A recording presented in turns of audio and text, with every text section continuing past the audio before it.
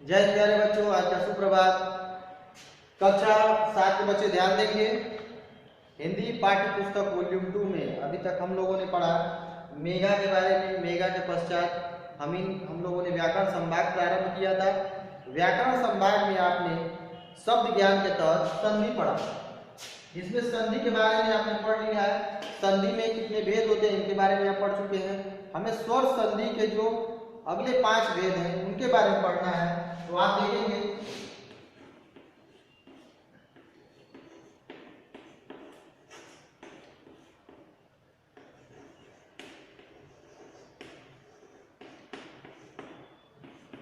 स्वर संधि के भेद आपका शब्द ज्ञान में लिया हुआ है उस संख्या प्रतिनिधि से, जैसा कि आपने पढ़ा है।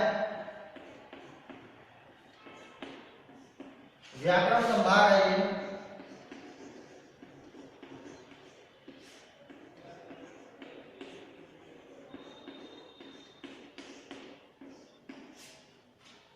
व्याकरण संभाग है मेघा की जो पाठ के बारे में हमने पढ़ लिया। उसके पश्चात अब हम पृष्ठ संख्या 24 यानी 24 पर आगे बढ़ेंगे, जिसमें आपका दिया हुआ है पहला आपका स्वर संधि के बारे में आप पढ़ चुके हैं। इसके बारे में फिर एक बार रिपीट कर देते हैं कि प्लस का जो मात्रा जो आप संधि विच्छेद जब आप करते हैं यानी कि शब्द को आप तोड़ते हैं तो प्लस के पहले स्वर होना चाहिए, प्लस के बाद भी स्वर होना चाहिए। दोनों मात्राएं अगर स्वर है प्लस के इधर और उधर तो वहां पर स्वर संधि होगा। इस प्रकार के मेल मात्राओं में अलग अलग मात्राओं से अलग अलग प्रकार के मेल होते हैं। इन मेल के बारे में हम पढ़ेंगे। इन मेलों के आधार पर स्वरों के जो मेल होते हैं अलग अलग मात्राओं के, उनके आधार पर ही स्वर संधि के 5 भेद बताए गए हैं। इनके बारे में हम थोड़ा जानकारी ले लेंगे। दीर्घ संधि है आपका पहला। स्वर संधि के भेद में पहला आपका भेद है दीर्घ संधि। दीर्घ नाम से यह स्पष्ट है बड़ा, नाम से यह स्पष्ट क्या है बड़ा, दीर्घ अर्थात बड़ा, बड़ी संधि दीर्घ संधि। दीर्घ संधि में आप देखेंगे इसमें लिखा हुआ है कि अ आ ई उ स्वर जब साथ मिलते हैं तो दोनों मिलकर उसी स्वर का दीर्घ रूप यानी आ ई उ बन जाते हैं।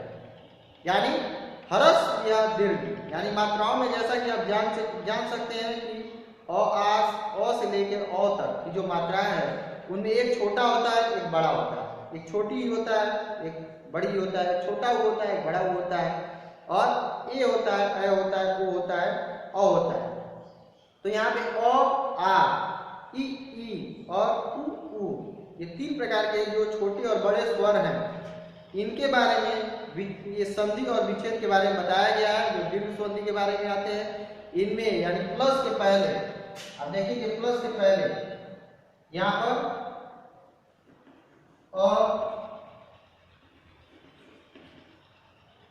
आ ई उ ये जो शब्द यहाँ पे भी अगर आ जाए आ ई उ यानी प्लस के पहले अगर इन वर्णों में से कोई भी वर्ण पहले या बाद में अगर आकर मिलता है तो यहाँ पर हमेशा दीर्घ होता है। यानी अब जो भी मात्राओं में जो भी परिवर्तन होगा यानी इनके जुड़ने के पश्चात आपस में यानी अ आ ई उ के बाद अ आ ई उ कोई भी है तो वहां पर आपका सिर्फ आ बड़ी और बड़ा हो। यहाँ पर आ बड़ी और बड़ा हो नहीं बनता है। यहाँ पे छोटी छोटा हो और छोटी छोटा हो ये सब आपस में मिलने के पश्चात बड़े में बदल जाते हैं। आ बड़ी और बड़े में बदल जाते हैं। छोटे का जो अस्तित्व होता है वो समाप्त हो जाता है, वो जुड़ने के पश्चात बड़े में कन्वर्ट हो जाता है, बड़े में रूपांतरित हो जाता है। इसका एक आप उदाहरण देख लेंगे। यहाँ पे दिया हुआ है दीर्घ संधि में सत्य धन अर्थी, सत्य धन अर्थी। तो हम जब इसका विच्छेद सत्यार्थी यहाँ पे क्या दिया है सत्य धन अर्थी बराबर सत्यार्थी।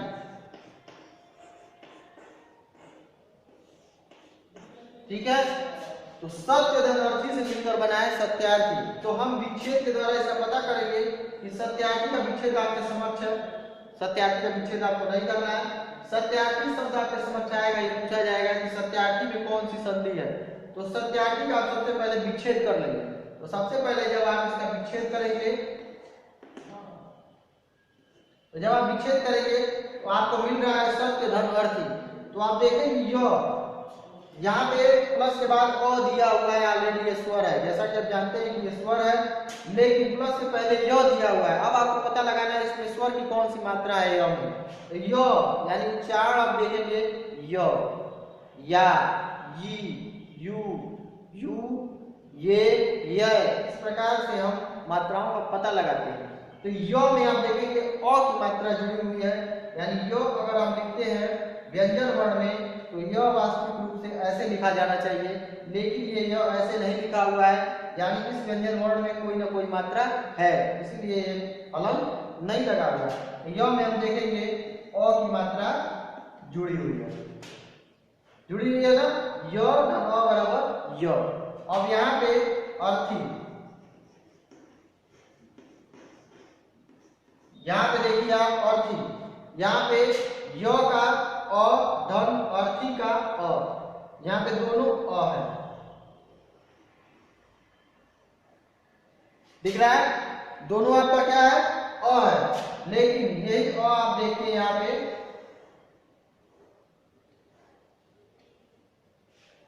यही अ आप देखेंगे यहाँ पर क्या दिख रहा है आपको, अ का जो मेल है वो यहाँ पे आकर क्या हो गया है, य फलन धन आ। इसमें आप देखेंगे य में उच्चारण में क्या है, आ का उच्चारण है, यानी यो हलंत में यहाँ पे आ की मात्रा जुड़ी हुई है, यानी ये दोनों अ मिलकर यहाँ पे क्या हो गए हैं, आ बन गए हैं। दोनों अ मिलकर क्या हो गए, यानी दोनों छोटा मिलकर यहाँ पे बड़ा हो गया, दीर्घ हो गया। इसी प्रकार हम इसे दीर्घ संधि कहते हैं, यानी छोटा हो या बड़ा हो, छोटे स्वर हो या बड़े स्वर हो, दोनों आपस में जुड़ने के पश्चात हमेशा दीर्घ हो जाते हैं, बड़े हो जाते हैं, आ बन जाएगा। अगर यहाँ पे छोटी होता तो यहाँ पे भी, अगर यहाँ पे छोटी होता तो यहाँ पे आपका आने के पश्चात, संधि होने के पश्चात बड़ी की मात्रा जुड़ जाती है व्यंजन वर्ण में। तो हम क्या देख रहे हैं, आ बड़ी। इसी प्रकार छोटा हो भी होता है, या एक तरफ छोटा हो एक तरफ बड़ा हो होता है, तो भी हम वहां पर जब नया वर्ण बनता है तो बड़े उसके साथ बनता है। तो हम देख सकते हैं इस प्रकार बड़े और दीर्घ जो स्वर होंगे, स्वर मात्राएं होंगी, वहां पे इसका उच्चारण अगर हो रहा है नए शब्द में विकार के पश्चात, तो दीर्घ स्वर संधि आपका होगा वहां पर। अब हम आगे बढ़ेंगे दूसरे की तरफ। दूसरा है आपका गुण संधि।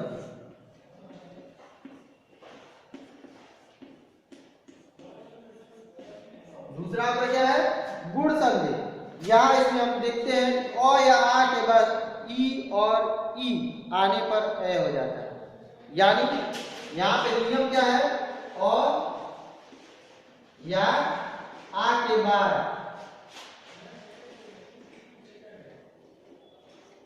ओ या आ के बाद प्लस, यानी जो जोड़ने का होगा प्लस, उसके पश्चात ई और ई,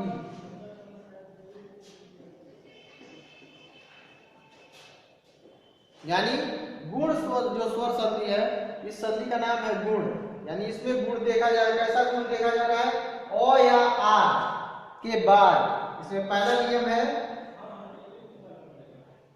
क, ओ या आ के बाद यानी प्लस के बाद ई या बड़ी ई अगर आ रहा है तो वहां पर इसका जो प्रोडक्ट होगा वो आपका ए हो जाएगा। इसका प्रोडक्ट क्या हो जाएगा, ए। इसी पश्चात इसका जो दूसरा है ख का भी इसका दूसरा नियम आप देखेंगे, जिसमें अ या आ के बाद उ या बड़ा हो। ये पहला नियम आपने पढ़ा कि अ अ या आ यानी प्लस के पहले जो व्यंजन वर्ण हमने पढ़ा उसमें व्यंजन वर्ण में अ या आ की मात्रा होगी, उसके पश्चात प्लस होगा, उसके पश्चात ई या बड़ी ई की मात्रा अगर होती है तो वहां पर ए हो जाएगा, वहां उसका उच्चारण किस में बदल जाएगा, ए में बदल जाएगा। इसी प्रकार आप देखेंगे और आ के पश्चात ऊ या बड़ा ऊ की मात्रा आने पर यहाँ पे क्या हो जाएगा, ओ हो जाएगा, ओ हो जाएगा। इसी प्रकार तीसरा नियम है इसका, इसमें ग अ या आ के बाद री आने पर, री से आप परिचित है, यहाँ री आया तो यहाँ पे क्या हो जाएगा, और के नीचे र के नीचे आपका र के नीचे आपका हलंत होगा। इसमें तीन नियम है गुण संधि में, गुण स्वर संधि में, ठीक। अ या आ के पश्चात ई आए तो ए, अ या आ के पश्चात ऊ आए तो ओ, अ या आ के पश्चात अगर री आता है तो अर। ये तीन नियमों के अनुसार आप देख लेंगे, इसके एक एक उदाहरण को हम देखेंगे आगे। अ स्व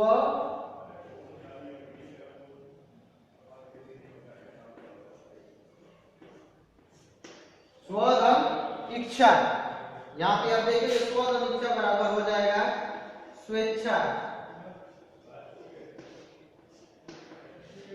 यहाँ पे क्या हो जाएगा, स्वेच्छा। तो आप देखेंगे यहाँ पर वो में क्या है, यहाँ पे ऑलरेडी आपके समझ ई की मात्रा दी हुई है, यहाँ पे ऑलरेडी आपके समझ क्या दिया हुआ है, ई की मात्रा दी हुई है, लेकिन यहाँ पे स्व, यहाँ क्या है, स्व, वो क्या है, व्यंजन वर्ण है, लेकिन हम देखेंगे कि वो में क्या है, उच्चारण के आधार पे वो यहाँ पे हलंत नहीं है, यानी व्यंजन नहीं है, इसमें स्वर जुड़ा हुआ है। तो वो को हम तोड़ेंगे, वो को जब हम तोड़ेंगे तो वो यहाँ पे हलंत हो जाएगा, और इसमें उच्चारण के आधार पर हम देखेंगे अ की मात्रा जुड़ी हुई है। फिर इसके पश्चात आपका जुड़ जाएगा इच्छा, इसके पश्चात आपका क्या जुड़ेगा, इच्छा। स्व का वो में हलंत है, वो में अ की मात्रा जुड़ी है, यानी स्व का अ और इच्छा का ई, यहाँ दोनों मिलाकर और ये मिलाकर क्या हो गया, वे।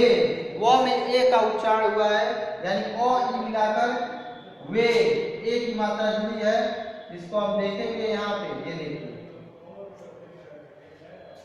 समझ में आ रहा है। यहाँ पे वो में अ की मात्रा जुड़ी है स्व, लेकिन वो में जब हम ए की मात्रा जोड़ेंगे यहाँ पे अ और ई के मिलने की वजह से यहाँ पे क्या हो जाएगा, इसका योग हो जाएगा ए, और ए को हम जोड़ देंगे फिर से व में, हलंत में ले जाकर। तो यहाँ पे आप देखेंगे व हलंत, यहाँ पे अ और ई कन्वर्ट हो गया, ये बदल जाएगा ए में, और यहाँ पे ऑलरेडी आपका छा, यानी वो ए वेक्षा। तो आप देखेंगे वेक्षा यहाँ पर वो में एक की मात्रा वे और चौथा फिर जुड़ गया आपका स्वेच्छा। तो इससे आप समझ सकते हैं। इसी प्रकार अन्य जो आपके उदाहरण जुड़े हुए हैं, पर धन उपकार, परोपकार, जिसमें अ और उ की मात्रा जुड़ी है, अ और उ की मात्रा से ओ, इस तरह र में ओ की मात्रा जाके जुड़ जाएगी, तो वहां पे परोपकार हो जाएगा।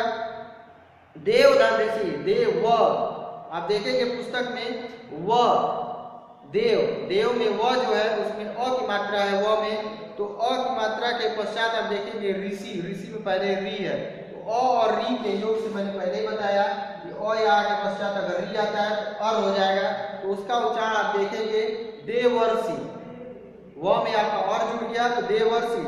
नेक्स्ट है आपका सूरधन ईश, सूरधन ईश, तो आप सुर में देखेंगे र में अ की मात्रा है, और ईश में आप देखेंगे बड़ी की मात्रा है। अ और बड़ी की मात्रा होने से यहाँ पे आपका जो योग होगा वो ये हो जाएगा ए, और पहले देख सकते हैं अ है सुर धन ईश में अ है, यहाँ पे बड़ी है, तो अ या आ हो उसके पश्चात ई या बड़ी हो तो भी आपका ए हो जाएगा। इसी तरह महाधन ऊर्जा, महा ऊर्जा में आप देखेंगे ह में आ की मात्रा है, महा में ह में आ की मात्रा है, उसके पश्चात धन का चिन्ह है, उसके पश्चात ऊर्जा है, ऊर्जा का जो ऊ है वो बड़ा ऊ है, तो आप देखेंगे महा का आ की मात्रा और बड़े ऊ की मात्रा, यानी ये है और ये है, उसका उच्चारण किसमें बदल जाएगा, ओ में। तो आप देखेंगे नया शब्द बना है महोर्जा। इसी प्रकार राजा धन ऋषि, राजा में जो में आ की मात्रा है, यानी आ ये है, ठीक है। उसके बाद प्लस का चिन्ह है, उसके पास प्लस के चिन्ह के बाद ऋषि दिया हुआ है, ऋषि में आपका री ये मात्रा है। इस प्रकार आ और धन री बराबर अर, तो हम देखेंगे नया शब्द बना है राजर्षि, और उसमें जुड़ा हुआ है राजर्षि। उच्चारण से मात्राओं का पता लगा लेंगे। नेक्स्ट है आपका तीसरा जो इसमें दिया हुआ है,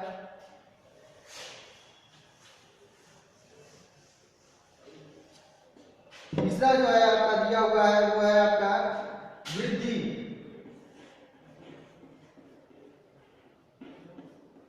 वृद्धि संधि, वृद्धि संधि के बारे में आप देखेंगे उसमें दो नियम इसमें भी है। इसमें को पहले वाले में दो नियम पे 3 नियम पढ़ने थे, लेकिन इसमें 2 नियम पढ़ने पड़ेंगे। और या आ के बाद ए या ए होने पर क्या हो जाएगा, यहाँ पे ए हो जाएगा। ओ या आ के पश्चात ए या ए आने पर ए हो जाएगा। अपना दूसरा आपका जो नियम है इसमें ओ या आ के बाद ओ या ओ आने पर यहाँ पे ओ हो जाएगा। इसके नाम से यह स्पष्ट है वृद्धि, यानी ये हमेशा बढ़े हुए रूप की ओर होता है। ओ आ ई उ, ये तीनों प्रकार के जो स्वर हैं आपके, इनमें एक दीर्घ होता है, एक ह्रस्व होता है, एक दीर्घ होता है, यानी एक छोटा होता है मात्रा और एक बड़ी मात्रा होती है। ओ छोटा होता है, आ बड़ी मात्रा होती है, ई छोटा होता है और एक ई बड़ी मात्रा होती है, ऊ छोटा होता है, ऊ बड़ा मात्रा होता है। तो इसके पश्चात इन 3 मात्राओं में छोटा और बड़ा होता है, लेकिन उसके पश्चात ए ए ओ और ये सब दीर्घ मात्राओं की श्रेणी में आते हैं। तो इनमें वृद्धि संधि, यानी ओ आ के पश्चात प्लस के चिन्ह के पश्चात अगर मात्राओं में ए आए ए आए, तो दोनों के आने के बावजूद भी यहाँ पे क्या होगा, ए का उच्चारण हो जाएगा। इसी प्रकार ओ या आ, यानी प्लस के पहले व्यंजन वर्ण में ओ या आ की मात्रा हो और प्लस के पश्चात ओ या ओ की मात्रा हो, तो ये ए या ओ नहीं होगा, ये हमेशा ए और ओ में बदलेगा। यानी इसका उच्चारण का जो पहचान है क्या है, ए ओ। वृद्धि संधि में उच्चारण का जो पहचान आता है वो व्यंजन वर्ण की मात्राओं में ए ओ के रूप में आता है। इसे आप समझ सकते हैं कि वृद्धि संधि है, इसमें छोटा वाला जो रूप होता है ए ओ, इसका रूप में हम उच्चारण नहीं करते हैं, हमेशा दीर्घ रूप में, वृद्धि रूप में इसका उच्चारण किया जाता है। तो आप इसका एग्जाम्पल देख लेंगे, एक दम एक, एक दम एक बराबर एक है। अब आप इसी एग्जाम्पल से समझेंगे, एक धन एक बराबर एक है।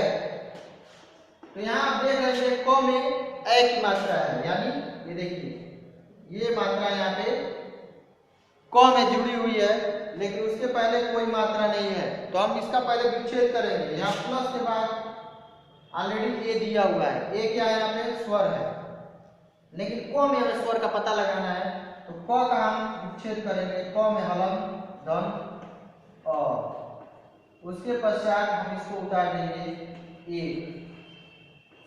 ठीक, समझ में आ रहा है ये, यानी क एक में क जो दिया हुआ है उस क में अ की मात्रा है। आप देखेंगे उच्चारण के द्वारा क में अ की मात्रा जुड़ी हुई है, क का व्यंजन धन अ की मात्रा, उसके पश्चात ऑलरेडी यहाँ पे ए की मात्रा दी हुई है धन के पश्चात, तो यहाँ का अ और ये ए।